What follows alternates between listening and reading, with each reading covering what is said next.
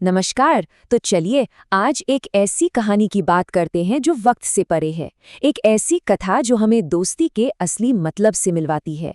एक ऐसी दोस्ती जो रुतबे, दौलत और समाज की बनाई हर दीवार को तोड़ देती है। ये कृष्ण और सुदामा की अमर गाथा है। और जानते हैं, इस कहानी का जो सार है ना, वो शायद इसी एक लाइन में छिपा है। यह हमें याद दिलाता है कि जब दोस्ती सच्ची होती है तो दुनिया के बनाए हुए सारे फर्क, चाहे वो अमीरी गरीबी का हो या पद का, बिल्कुल बेमानी हो जाते हैं। उस रिश्ते में सिर्फ एक दोस्त होता है दूसरे दोस्त के लिए। तो चलिए मिलते हैं इस कहानी के दो मेन किरदारों से। दोनों की दुनिया एक दूसरे से इतनी अलग थी कि यकीन करना मुश्किल है, और बस यहीं से उनकी कहानी का असली संघर्ष शुरू होता है। जरा एक पल को सोचिए, बचपन के ये दो दोस्त कितने अलग अलग हालात में जी रहे थे। एक तरफ थे सुदामा, एक गरीब ब्राह्मण जो एक छोटी सी झोपड़ी में रहते थे और अपने परिवार का पेट पालने के लिए भी रोज संघर्ष करते थे। तो वहीं दूसरी तरफ थे द्वारका के राजा श्री कृष्ण, जो आलीशान महलों में रहते थे और जिनके पास बेहिसाब दौलत और ताकत थी। अब सुदामा तो सच कहें तो काफी हिचकिचा रहे थे, लेकिन उनकी पत्नी वसुंधरा ने उन्हें अपने ताकतवर दोस्त से मदद मांगने के लिए मनाया। वो अपने लिए नहीं बल्कि अपने भूखे बच्चों के लिए परेशान थीं, और बस सुदामा अपने दोस्त के लिए तोहफे के तौर पर मुट्ठी भर चिवड़ा लेकर एक लंबी यात्रा पर निकल पड़े। अब ये जो सफ़र था ना सुदामा का, ये बिल्कुल भी आसान नहीं था। और जब वो आखिरकार आलीशान द्वारिका नगरी पहुंचे तो वहां की चकाचौंध देखकर उनका दिल और बैठ गया। उन्हें अपनी गरीबी और भी ज्यादा चुभने लगी। और फिर हुआ भी वही जिसका उन्हें डर था। महल के दरवाजे पर पहरेदारों ने उनके फटे पुराने कपड़े देखकर उन्हें रोक लिया, और जब सुदामा ने कहा कि वो राजा कृष्ण के दोस्त हैं तो कोई यकीन करने को तैयार ही नहीं था। सब उनका मजाक उड़ाने लगे। बस इस बेइज्जती से सुदामा का दिल एकदम टूट गया। उनके मन में ना एक तूफान सा उठ खड़ा हुआ। एक आवाज बार बार कह रही थी, लौट चलो सुदामा, यहाँ तुम्हारा कोई नहीं है। उन्हें ये डर सताने लगा कि भाई मेरी वजह से कहीं मेरे दोस्त कृष्ण को शर्मिंदा न होना पड़ जाए।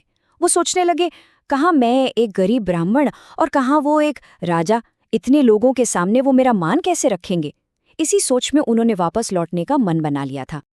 और बस यहीं से कहानी उस मोड़ पर पहुंचती है जहां दोस्ती की सबसे बड़ी, सबसे असली परीक्षा होनी थी।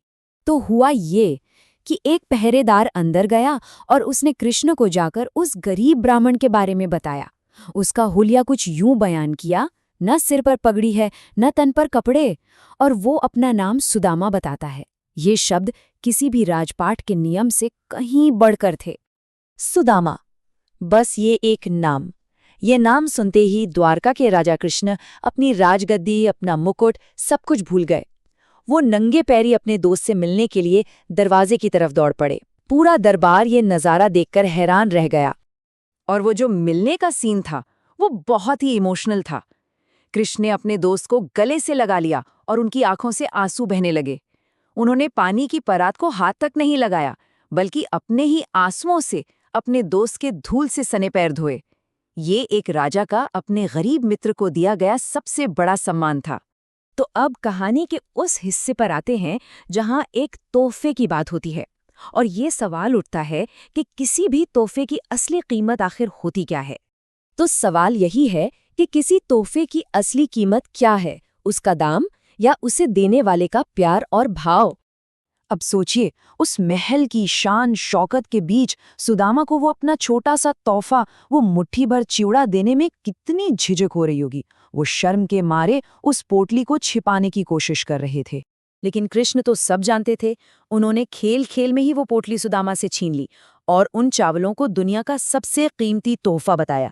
उन्होंने प्यार से एक मुट्ठी खाई और कहा कि इसके बदले में वो स्वर्ग का राज दे सकते हैं।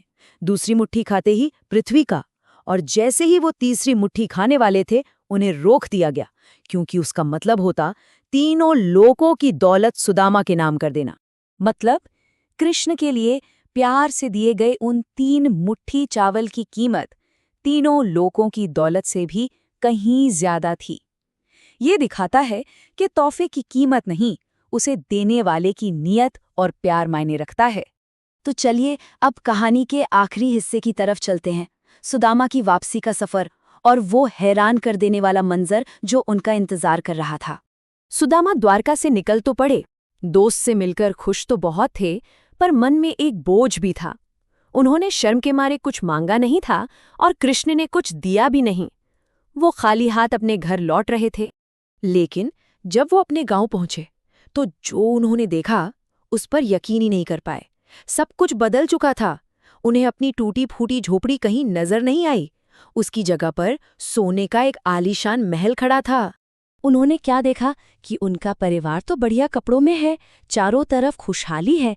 उन्हें पता चला कि कृष्ण ने बिना कुछ कहे उनके दिल की बात सुन ली थी, और ये कृपा सिर्फ सुदामा पर नहीं बल्कि पूरे गांव पर हुई थी। और जानते हैं ऐसा क्यों हुआ? क्योंकि उनकी पत्नी ने उन पड़ोसियों के लिए भी भला मांगा था जिन्होंने मुश्किल वक्त में उनका साथ दिया था।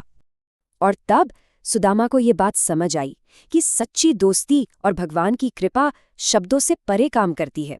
सबसे बड़ा वरदान तो वही होता है जो बिना मांगे मिल जाए, क्योंकि एक सच्चा दोस्त आपके दिल की बात बिना कहे ही समझ लेता है। और ये कहानी ना आज भी हमें एक बहुत गहरे सवाल के साथ छोड़ जाती है।